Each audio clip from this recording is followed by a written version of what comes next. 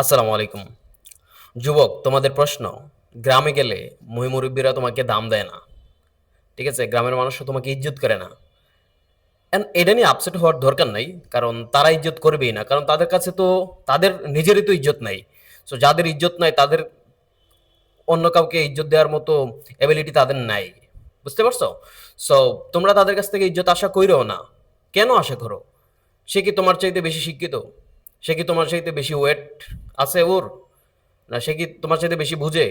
তুমি যেভাবে পুরা বিশ্বের কভার রাখো, তুমি যেভাবে কমিউনিকেশন বিল্ড আপ করো, তোমার যেভাবে কথা বলার স্কিল আছে, তাদের কি আছে?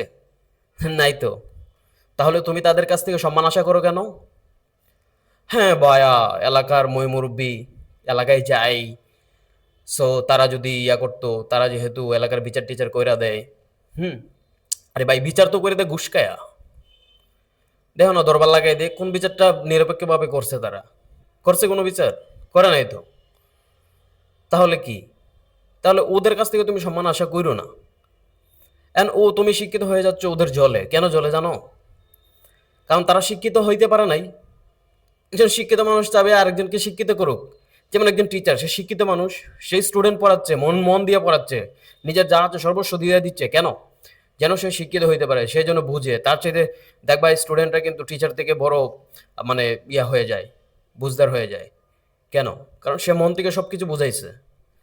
তো যার আছে সে আরেকজনের ভালো চাবে, তো যার নাই সে আরেকজনের ক্ষতি চাবে। It's normal.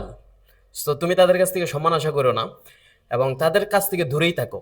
ঠিক আছে? কারণ তারা যে লেভেলের উল্টাপাল্টা টাইপের কথাবার্তা বলে, মূর্খ টাইপের জ্ঞান দেয়, এইসব জ্ঞান তুমি ওই ল্যাংটা বয়সেই অর্জন করে ফেলছো, যখন প্রাইমারি স্কুলে পড়তা। বুঝছো? সো এদের কথাবার্তাও শুনো না, তোমার ব্রেন হ্যাং হয়ে যাবে।